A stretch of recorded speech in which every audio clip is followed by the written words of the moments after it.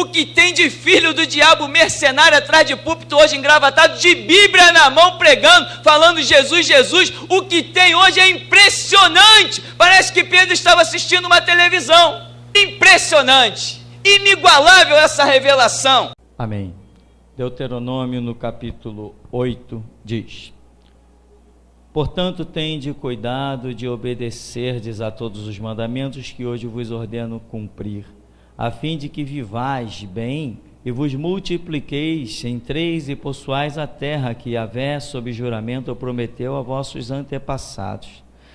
Traze sempre viva em tua memória a maneira como Yahvé, o teu Deus, te conduziu por todo o caminho no deserto durante esses 40 anos, para te tornar humilde e provar-te, a fim de que exteriorizasses todas as intenções do teu coração, se estavas decidido a obedecer a seus mandamentos ou não.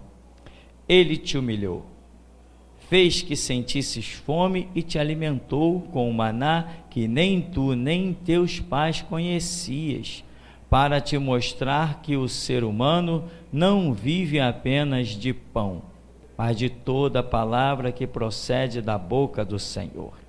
As vestes que usavas não se envelheceram, tampouco teus pés incharam durante esses 40 anos de caminhada. Sendo assim, reconhece no teu mais íntimo que Yahvé, teu Deus, te educava, como um pai instrui e disciplina seu filho amado. Obedece, pois, aos mandamentos de Yahvé, teu Deus, para que andes nos seus caminhos e aprendas a amá-lo reverentemente. Eis que Yahvé, teu Deus, vai fazer-te herdar uma terra boa, repleta de riachos e tanques de águas, de fontes que jorram nos vales e colinas, terra que produz muito trigo e cevada, videira e figueira, romanzeira, azeite de oliva e mel, terra onde não faltará pão, onde não sentireis falta de nada, terra onde as rochas têm ferro e onde podereis extrair cobre das colinas. Comerás e ficarás satisfeito, e bendirás a Yahvé teu Deus na terra que ele te dará. Amém? Podeis sentar. Irmãos, quem já acompanhou os seminários para trás, já tem entendido muita coisa de simbologia, que é algo glorioso que Deus nos deu.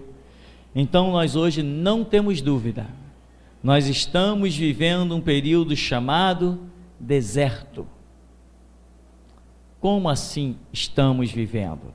A igreja desde a sua fundação, ela atravessa um deserto. Nós somos, diz Pedro, forasteiros e peregrinos em terra estranha. Então nós estamos de passagem. Não adianta fincar as tendas e pensar em se estabelecer.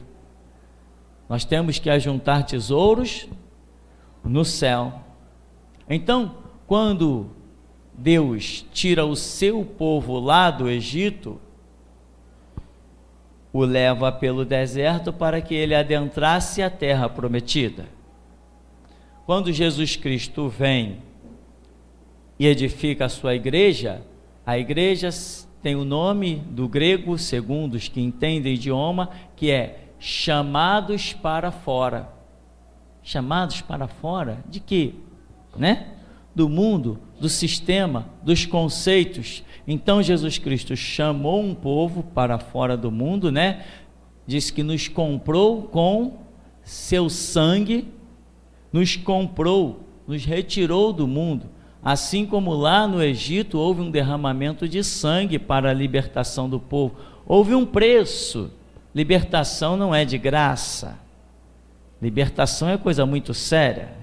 Quando se fala de libertação, você pode esperar que algum preço muito alto vai estar sendo pago. Então, tirou o seu povo para conduzir, chamou a sua igreja para conduzir, ambos com destino à terra prometida, tanto Israel quanto a igreja.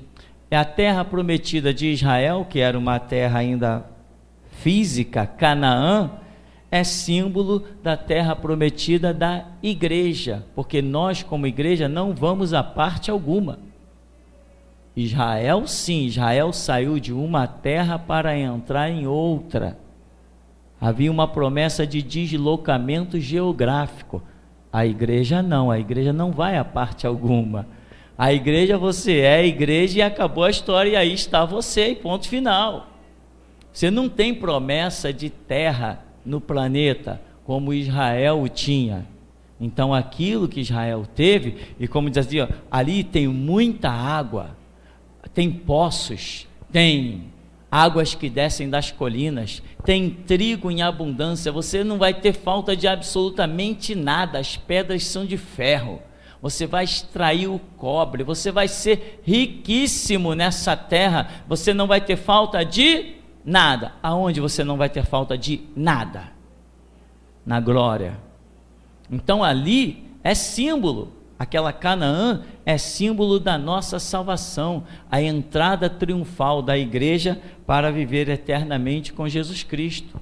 Porque enquanto vivemos nessa terra, sempre temos, por mínimo que seja, falta de alguma coisa. Não é falta no sentido de faltar, são momentos em que nós não estamos plenamente na sombra e na água fresca. Então, aquela terra prometida de Israel representa a terra prometida da igreja, que não é nessa esfera terrena, mas é a própria salvação do povo de Deus. E então, nós vamos analisar que hoje a igreja se encontra num deserto. E nesse deserto, irmão, é que é a realidade do que nós vamos ser, como nós lemos aqui, o Senhor te levou por um caminho para que você exteriorizasse o que está no íntimo do teu coração, né? Ou seja, Deus te coloca em situações aonde te obriga a expressar o que vai dentro de você. Jesus falou: aquele que ficar calado, manter a sua fé, se calar diante dos homens, eu o confessarei diante do meu Pai. Foi isso? Aquele que me confessar, é você trazer, exteriorizar, trazer o que está no seu íntimo para o seu exterior, para fora. Aquele que me confessar diante dos homens, eu o confessarei diante do meu Pai. Se quando você chegar diante de Deus no tribunal do julgamento, o Senhor Jesus se mantiver calado, o que vai ser de você? Ele não vai ter que dizer: Pai, esse tem a marca do meu sangue, esse me pertence, deixa ele entrar no reino. Ele não vai ter que te confessar diante dos anjos e diante de Deus? Assim somos nós. A um servo cabe ser igual ao seu Senhor. Nós também teremos que confessá-lo, teremos que exteriorizar. O povo lá no deserto, quando veio a dificuldade, eles exteriorizaram, eles colocaram para fora o que eles realmente pensavam de Deus na dificuldade. Moisés, que Deus é esse que nos tira do Egito, onde estávamos tão bem, comendo as cebolas e os melões, para vir nos deixar morrer nesse deserto? Moisés, é melhor que a gente estivesse lá. Vamos levantar um capitão e vamos voltar para o Egito. Olha, eles mostraram o interior deles. Então eles mostraram que havia, embora estivesse claro que havia um chamado a uma glória, no meio desta caminhada eles estão mostrando que eles não são dignos desta glória. A Escritura diz que tu tem que ser fiel. Eles foram? Não, lá no Egito, quando viram as pragas, só o Senhor é Deus, saíram celebrando. Mas quando Deus provou-os no meio da caminhada, eles queriam voltar. Não queremos mais Deus, vamos fazer bezerro de ouro, e toma-lhe pancadaria. Quiseram apedrejar Moisés, quiseram apedrejar Josué, quiseram apedrejar Arão. Então há um chamado. muitos são chamados, porém, poucos escolhidos. A seleção sempre existiu, mas nesses últimos dias, Deus está descendo a foice na raiz das árvores. Como João Batista, o primeiro Elias, declarou: o machado está posto na raiz das árvores, falando para a nação de Israel especificamente.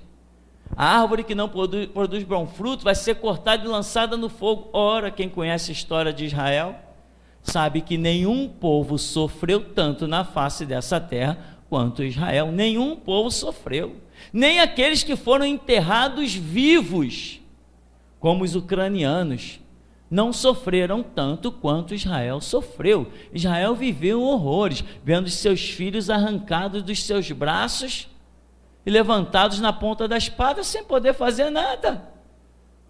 Eram presos para olhar para os seus filhos mortos.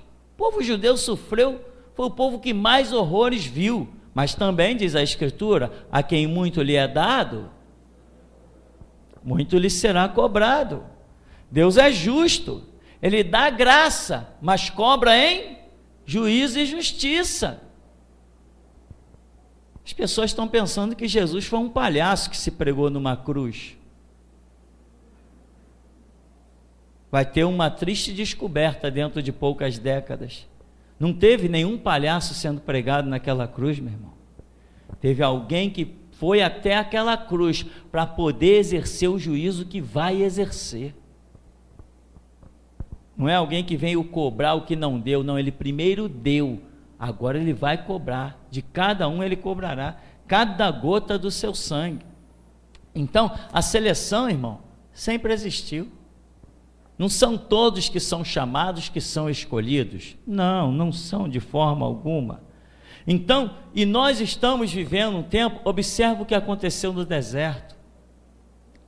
No deserto, o povo saiu feliz da vida, né? Até ali, quando saíram, tinham suprimentos, saíram com muito pão, saíram com muita água, então não tinham nada do que reclamar. Saíram sem cansaço, já estavam lá sem trabalhar há dias, porque as pragas não deixavam ninguém trabalhar, nem nos campos, nem em canto nenhum.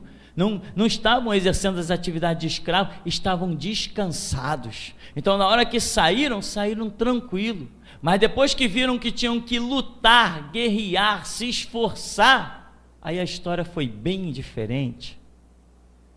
Por isso, irmão, que nós aqui dizemos, aqui não é a igreja da família, aqui é a igreja dos guerreiros.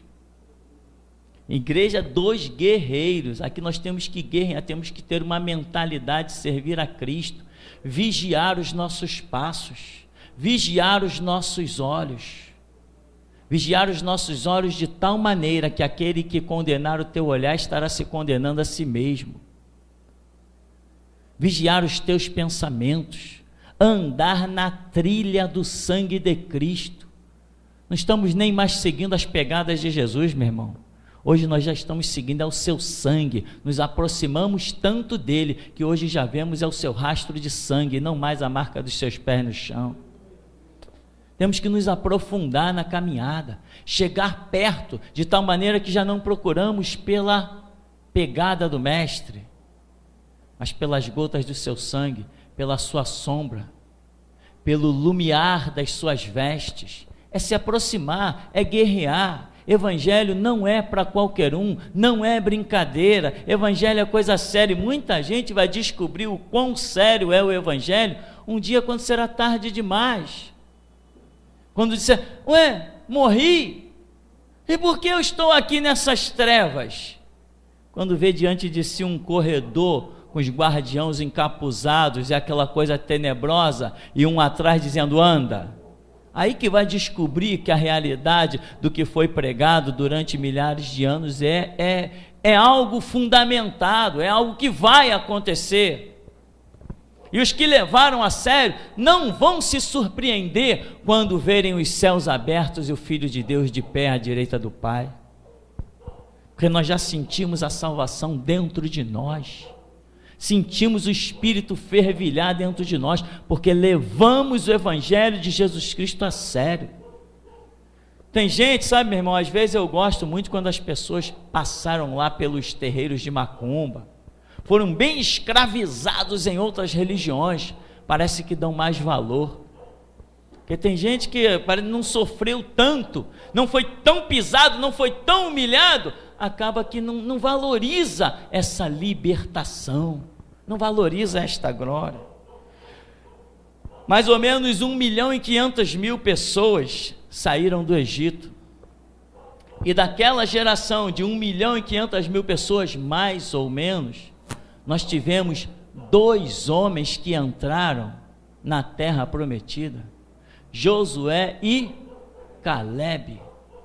De 1.500.000 pessoas, isso é um cálculo superficial, 1.500.000 pessoas, entraram 2. Isso não é um centro de seleção? Isso não é algo violento? Tem muita gente que não sabe que eram 1.500.000 pessoas, para Deus deixar só 2 ultrapassar a fronteira da terra prometida. Ou seja, a porta da salvação, falando a nível de igreja, é estreita e poucos. Imagina, vem 1.500.000 pessoas para passar numa porta, e só 2 conseguem passar. Agora, para alguns isso aqui é apenas uma história. Algum palhaço escreveu isso aqui, pronto. Para outros que têm ido lá para a intimidade e falado com o Deus invisível mais real, esse livro tem se tornado mais sólido que qualquer rocha, mais profundo que qualquer montanha, mais profundo que qualquer montanha, porque a montanha que você vê acima da terra, ela tem muito mais para baixo da terra. Então, meu irmão, Deus libertou, provou e aprovou, mas também reprovou. De 1.500.000 para 2 pessoas. Deus faz aquele povo peregrinar num deserto terrível. O que antes não era fadiga, o que antes não era problema, passou a ser. Antes não tinha enfermidade, agora tem gente caindo o tempo todo. Em 40 anos, toda uma geração de cerca de 1.500.000 pessoas, toda uma geração, nessa quantidade, em 40 anos, pereceu no deserto, e os filhos deles foram que cresceram e vieram entrar na terra, sob a regência de Josué, que fez o povo herdar a terra. E a coisa é tão séria, meu irmão, que nenhum líder que tinha a promessa de entrar na terra, Moisés, nem mesmo ele entrou. Para você ter ideia, noção do teor da batalha, do nível, dos graus ferrenhos dessa fornalha. Moisés, aquele camarada que não sei se apareceu alguém igual na história, o super Moisés, o super-homem da história da Bíblia. Moisés é um camarada que para mim ele está acima de todos os outros, acima de qualquer um. Essa é a visão que eu tenho de Moisés. Moisés não suportou o calor da batalha, a pressão contra ele. Quando ele vai e fere a rocha, por quê? Por causa da pressão que havia, e ele acabou também não entrando na terra prometida, naquela aqui de baixo. Não estamos falando da salvação, tá? Mas entrar naquela terra era um triunfo, era fechar o seu ministério com uma coroa de muita glória. Mas só para você entender como a batalha é grande, irmão, como a batalha é ferrenha. E outra coisa, lá no deserto, com Israel, que é hoje o nosso deserto, quem murmurou, quem não se preocupou em ir para o seu canto para entender as revelações de Deus dadas a Moisés, dadas aos outros profetas que haviam lá, Miriam e tanta gente que profetizava. Deus não estava falando só por Moisés, não, estava falando por tanta gente, que até um momento Josué falou assim: Moisés, tem gente profetizando no arraial, proíbe-os. E Moisés falou assim: não, tu está com ciúme por causa de mim? Deixa eles profetizar. Quem dera que todo Israel fosse profeta e que Deus lhes desse do seu espírito. Então imagina, meu irmão, Moisés não tinha como estar falando de um a um ali no meio de mais de 1 milhão de pessoas. Então Deus levantou vários profetas no meio da nação. Deus está falando abundantemente no meio daquele deserto, mas tem gente ouvindo com o ouvido e deixando sair pelo outro. E Deus está provando todo mundo. Tem gente que está dizendo, essa Miriam fica latindo que nem um cachorrinho? Ou você acha que não? Claro que tinha. E aquele cara lá da profeta, desde quando aquele cara é profeta? Não me interessa, meu irmão, desde quando ou como alguém se levantou como profeta. O que me interessa é ir para o meu canto discernir a testificação do Espírito Santo. O Espírito Santo pode falar por um homem, se quiser falar por uma mula, ele fala. Se quiser falar pelo corvo, ele fala. O Espírito Santo pode falar pelo sábio, ele pode falar pelo louco, porque para ele não há limites para nada.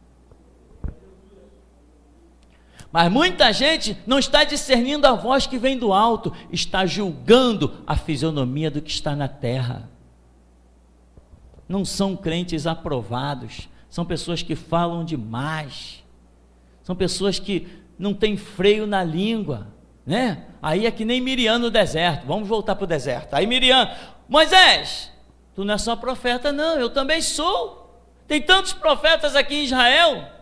Quem te autorizou se casar com essa mulher? Aí vem Deus e diz assim, por que não temestes falar?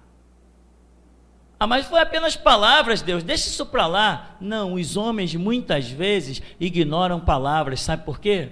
Porque não os atingiu em nada. Alguém fala contra você, você perdoa, você deixa para lá, porque alguém falou contra você, não mexeu na tua conta bancária, não tocou na tua família em nada, não alterou a tua vida em nada, falou contra você, você deixa para lá. Mas Deus não é assim. O que mais Deus julga são palavras do que um adultério. Muitas pessoas na Bíblia pereceram terrivelmente apenas por suas palavras, como ensinou Jesus, né? Por tuas palavras serás julgado, por tuas palavras serás condenado. É mais fácil ser condenado por causa de palavras do que às vezes por causa de adultérios, mentiras e prostituições, porque Deus tem misericórdia, Deus perdoa, mas existem certas palavras, meu irmão, que não tem mais condição de voltar atrás, e não é, nós homens, deixamos para lá, afinal de contas sempre declaramos, né, o que vem de baixo não me atinge, mas só que o Senhor nosso Deus julga todas as coisas, e os critérios dele, muitas vezes, ou sempre, são bem acima dos nossos. Então, por que não temestes falar contra meu servo, contra Moisés? Isso é o deserto. Nós estamos atravessando um deserto, e tem pessoas que não sabem da sua posição, tem pessoas que são alguma coisa, mas não entendem que outros são mais que elas. É deserto. Nesse deserto, irmão, tem serpente. Se tem serpente, você tem que vigiar, toma cuidado aonde você pisa. Ah, mas e o livramento de Deus? Ah, nós vimos, ele falou assim, esse deserto tem serpente, mas eu guardei vocês. Ora, mas não teve tanta gente que morreu pelas serpentes? Milhares morreram por causa de serpente? Milhares morreram por causa de serpente. Ou seja, o que acontece nesse deserto da igreja, que é simbolizado no deserto de Israel? O que acontece, irmão, é que muitos são chamados e pouquíssimos escolhidos. Nós estamos vivendo um tempo agora, em que nós estamos vendo pragas e pestes, estamos vendo maremotos e terremotos, estamos vendo guerras e rumores de guerra. Estamos vendo tudo isso ou não estamos? Estamos, né? Acho que não é só eu que estou vendo tudo isso na televisão e nas notícias na internet. Estamos vendo tudo isso, e o Senhor Jesus disse, em verdade vos digo, que quando virdes estes sinais, não passará o quê? Esta geração. Então significa que nós vimos estes sinais. Então essa geração aqui, muitos de nós adultos e os nossos filhos, não morreremos até que tudo isso se cumpra. Vimos os sinais. E quando a gente diz assim, Jesus volta em 2070, eu não falei que esses caras são os hereges? Daquele dia e hora ninguém sabe, e brá, brá, brá, brá. Só que a versão real diz, daquele dia e hora ninguém sabe, exceto aquele a quem o Pai o quiser revelar. Então não é ninguém sabe, o Pai sabe, e diz a Escritura, uma versão britânica, exceto aquele a quem o Pai o quiser revelar. Mas sempre vai aparecer um crente espiritual dizendo assim, mas ele não vai revelar. Aí uma vez eu disse para um, eu não sabia que você era Deus de Deus, eu pensei que você fosse apenas servo. Não somos nós que dizemos a Deus o que Ele vai fazer ou deixar de fazer. Nós apenas estamos aqui para acatar as suas ordens e não para dar ordens a Ele. Não somos nós que determinamos o que Deus vai determinar. Nós apenas esperamos as suas determinações e nos curvamos a elas. Então, irmão, nesse deserto que nós hoje estamos e atravessamos, nem todos ficam de pé, nem todos suportam o calor, muitos vão reclamar da falta da água, muitos vão reclamar das cebolas, dos melões, muitos vão achar que o líder está distante, que ele subiu o monte e lá morreu, e vai querer levantar um novo líder. Isso tudo faz parte do deserto, e deserto é o que hoje a igreja atravessa, e estamos no finalzinho, e muitos vão estar trilhando quando chegarem no limiar da terra prometida, vão ouvir de Deus assim, não, pode voltar e peregrina, porque você não vai entrar na terra prometida. Muitos vão lutar, nadar, e morrer na beira da praia. Isso é realidade, meu irmão. Isso é fato.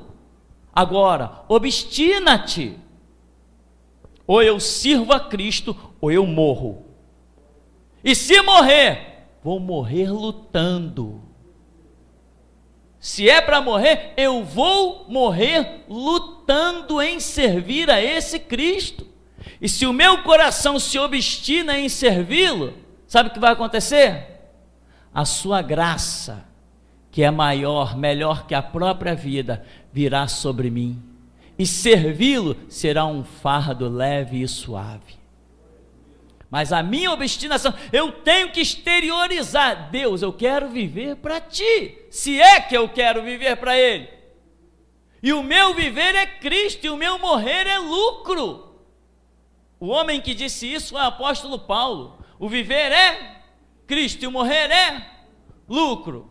O que foi dito para esse apóstolo Paulo? A minha graça te basta, e o meu poder se aperfeiçoa na tua fraqueza. Obstina-te, irmão, obstina-te, te envolve. Tem pessoas que, não, eu não gosto de envolver com a igreja, porque sai confusão, se a gente ficar perto demais, sai confusão. É mesmo, ir lá com os teus parentes, não sai confusão? Dentro da tua família, da tua casa, não sai confusão? Você não briga com teu filho não fica de cara feia para você?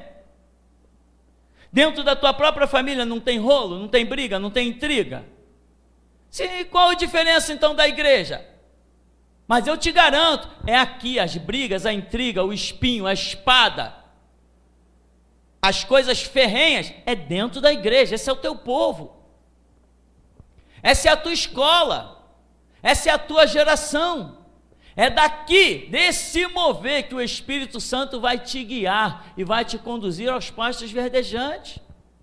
Não tem esse negócio não, meu irmão, não, eu não gosto de me envolver, porque depois fica tititi, disse, me contaram, mas em todo lugar tem assim. Você não trabalha num lugar onde está cheio de fofoqueiros?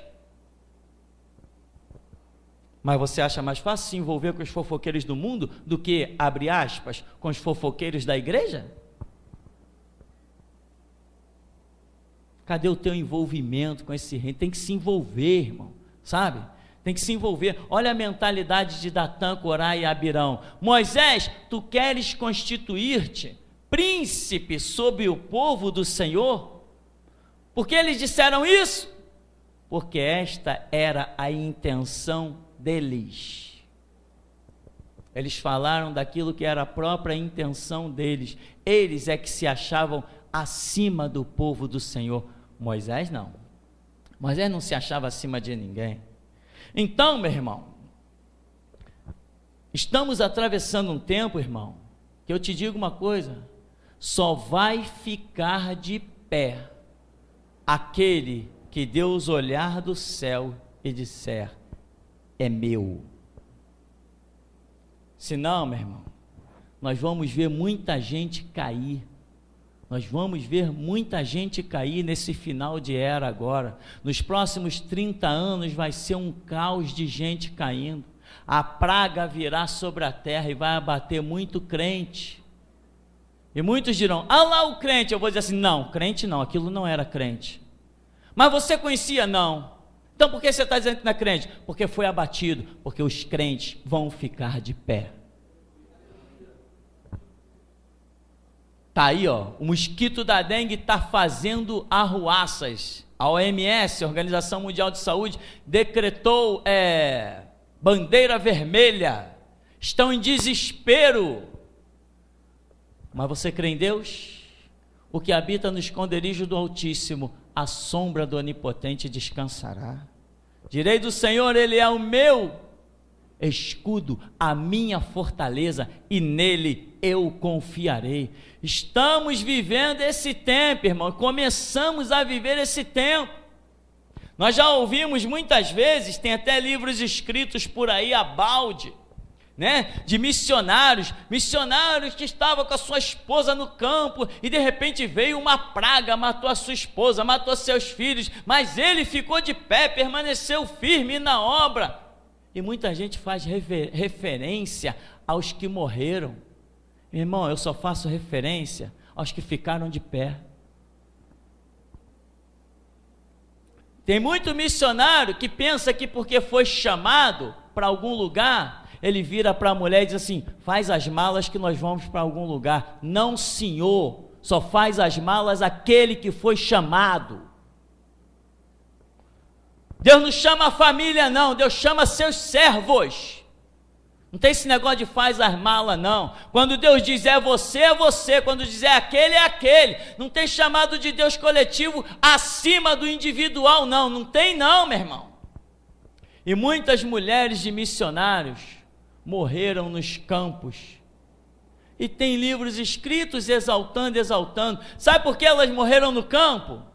Porque não tinham chamado para estar lá. Você pode até morrer no campo, martirizado, metralhado, mas praga, peste, mortandade, isso é praga do Egito, e praga do Egito só vem sobre aqueles que não estão debaixo das asas do Altíssimo. Meu irmão, essa é a minha fé, é o que eu aposto a minha vida, e é ponto final. Estamos vivendo um tempo violento, irmão. Violento. Essa massa que você vê por aí se dizendo crente, vocês vão vê-los, meu irmão, mendigando pão. Vocês vão vê-los arrasados. Vocês vão vê-los pranteando de esquina em esquina. Vocês vão vê-los arrasados. Eu digo mais, tá? 1 ou 2 cultos para trás, Deus mostrou as árvores iguais, alinhadas, e uma foice vinha e arrancava, desde a raiz, cortava. E tinha tudo a ver com a palavra que eu estava pregando, que já não me recordo mais qual era. Ou seja, meu irmão, Deus vai trazer um novo povo para esse lugar e vai levar muita gente embora. E quem dera que fosse apenas embora daqui, pessoas que, talvez, vou assim usar a expressão, não verão jamais a glória de Deus. E logo após isso, Deus mostrava vindo daquela rua, da parte de cima, como sempre já é padrão do ministério, quando Deus quer trazer pessoas para esse ministério, Ele mostra as multidões vindo da parte de cima e entrando por essa porta e sentando. E por que da parte de cima? Porque essa parte dessa rua para baixo representa o povo do Santo Cristo. E Deus não quer papo com o povo do Santo Cristo dentro desta igreja, como eu também não quero. Eu quero pedir encarecidamente às pessoas que moram no Santo Cristo, que vieram no seu tempo, na sua dispensação, e estão aí guerreando e lutando, não convida a gente do Santo Cristo para dentro desta igreja, não me irrite. Não me irrita, meu irmão, por favor, não convida a gente do Santo Cristo para dentro desse ministério, você está me deixando irritado, está me deixando com o nervo à flor da pele. Não convida a gente do Santo Cristo para dentro dessa igreja, não faça isso. Cansei de falar isso. Você vê alguém distribuindo folheto no Santo Cristo? Você vê nós fazermos trabalho de CD no Santo Cristo? Você vê eu montar equipamento no Santo Cristo? Eu não quero gente do Santo Cristo aqui dentro, não quero. Eles me irritam. O chamado de Deus é para gente de fora. Será que não deu para perceber? Não tem carro aí passando na porta, não tem ônibus, não tem nada de estação aqui por perto, e Deus vem trazendo gente dos lugares mais longínquos. Santo Cristo está reprovado, vai comer o pão que o diabo amassou, porque rejeitou o que não pode ser rejeitado, a última dispensação da era da igreja. Por favor, não me chame ninguém do Santo Cristo para dentro desta igreja. Você está me irritando, meu irmão, não faça isso. E tem mais, está irritando Deus também, porque já falamos isso dezenas de vezes. Esses dias um me encontrou aí, porque fulano falou, tem culto lá na igreja, né, porque não sei o quê, eu estava numa igreja, o pastor queria cobrar o meu dízimo, que eu vou lá na tua igreja, quando que abre lá? Eu falei, não abre não, fechou a igreja. Que eu quero gente do Santo Cristo aqui dentro, meu irmão, estava de moto, não, a igreja não está funcionando não, subi na moto e fui embora. Eu quero lá gente do Santo Cristo aqui dentro, meu irmão, não quero. Então Deus mostrava uma nova multidão vindo da rua de cima, que representa, já mostrou nesse ministério, pessoas que vêm de longe, é sempre gente que vem de cima. Então, meu irmão, a seleção está acontecendo, é lamentável, né? Lamentável que pessoas ouçam, mas não conseguem se firmar na verdade. Deixam as coisas que circulam a sua vida lhe tirar do altar de Deus, mas Deus dá um tempo a todo mundo, né? Lembra como disse aquela parábola que Jesus contou? Quando o espírito maligno sai do homem, ele anda por lugares áridos, ele fica em tormento, mas depois de um tempo, o que ele faz? Vou voltar para o lugar de onde eu saí. Ou seja, Deus deu a libertação à pessoa, deu a graça à pessoa, afastou o mal da vida da pessoa e deu um tempo para que a pessoa se posicione. Se ela não se posicionar, o espírito maligno volta. E volta como?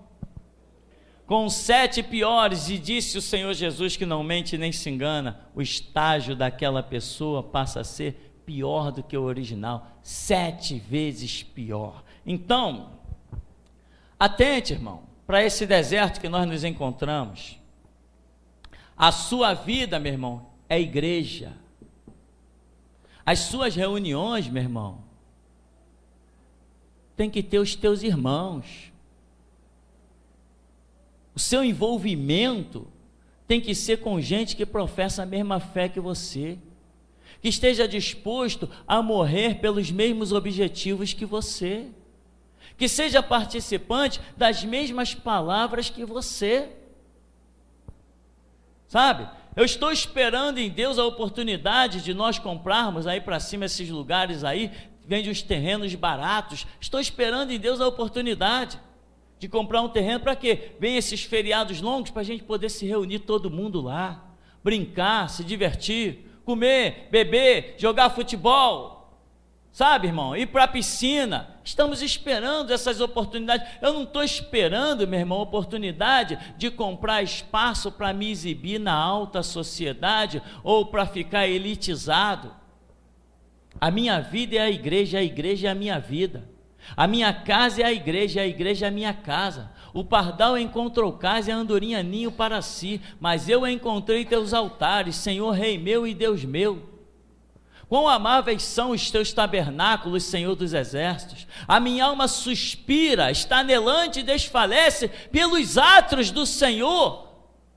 Tem pessoas que não sentem isso dentro de si. Sabe por que não sente? Porque não busca, não se interessa.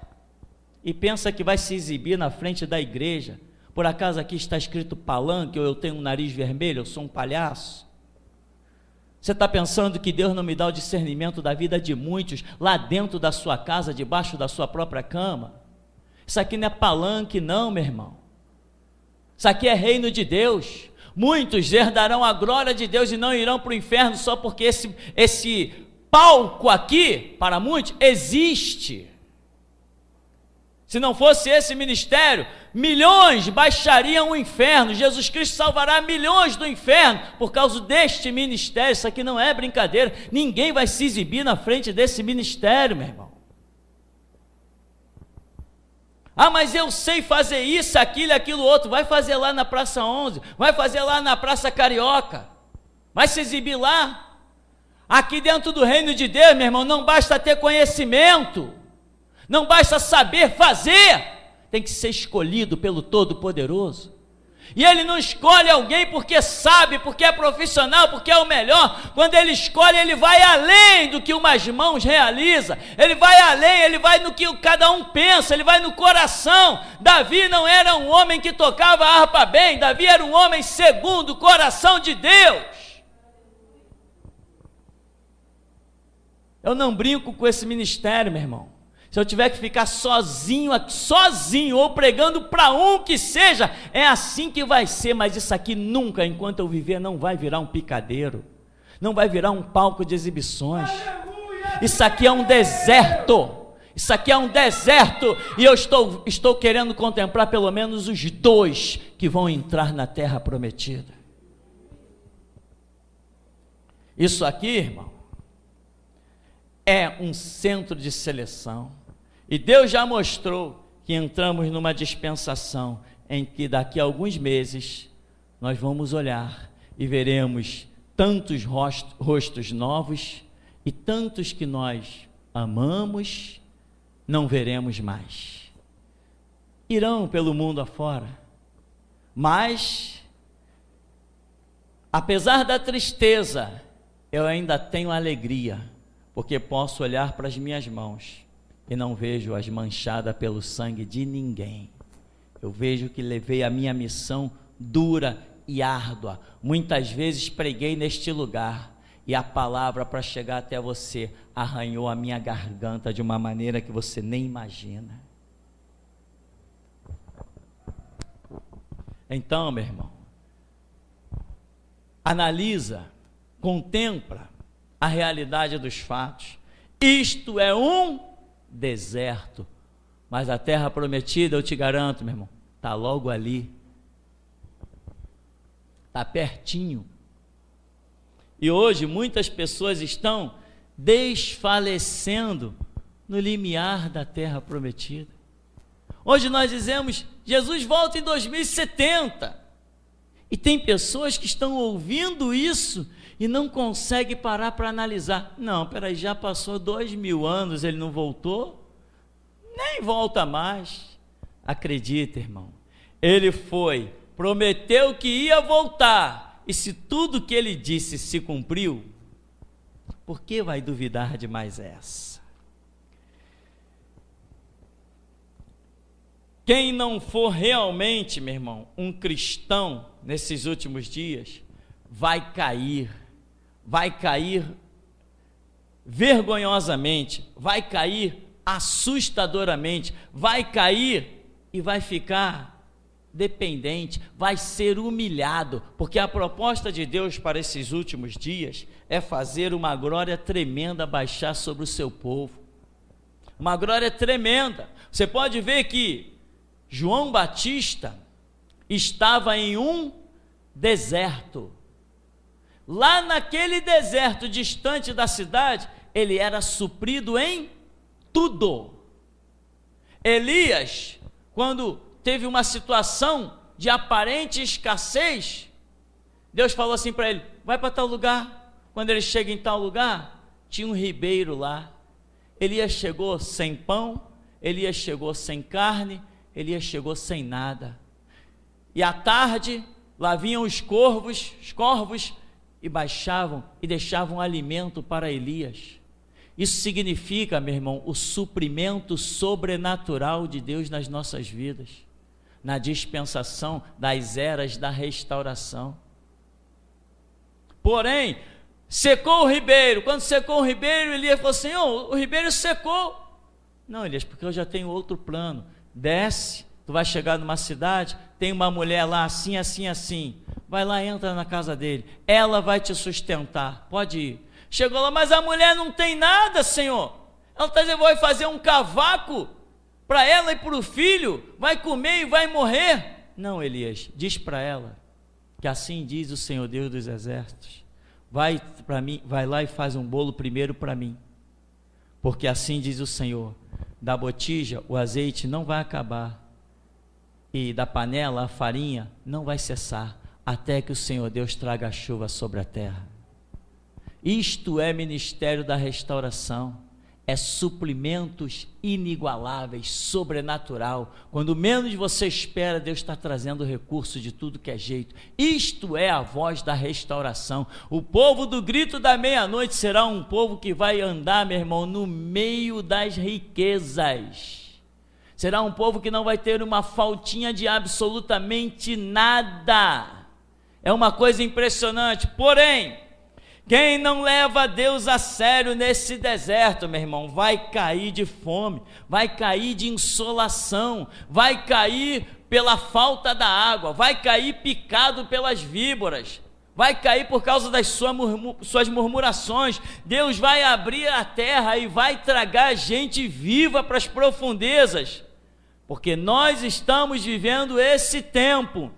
Só vai ficar de pé quem verdadeiramente Deus olhar e disser assim: aquele dali é meu, aquele sobre quem Deus vê a palavra, agrada-te do Senhor, Ele satisfará os desejos do teu coração. Aquele que Deus vê se agradando dele, se alegrando no espírito dele, se envolvendo com as coisas dele, são esses que vão ficar de pé. E quem não se envolver com as coisas de Deus, não vai ficar de pé.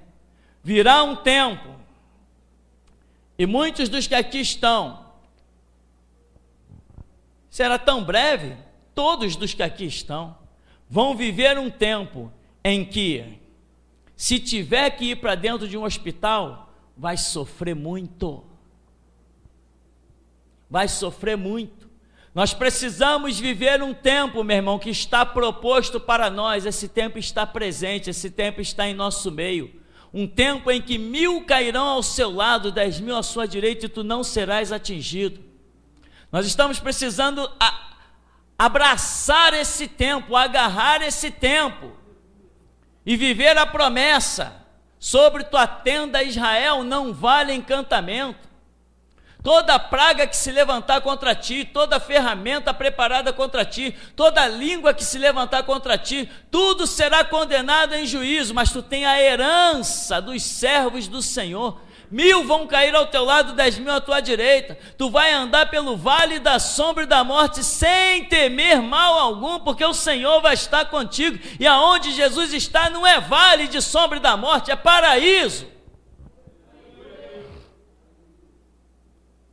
Você está precisando lançar a mão desse tempo, meu irmão, ir lá para os pés do Senhor e restaurar a tua vida completamente, arrancar os fantasmas da tua memória.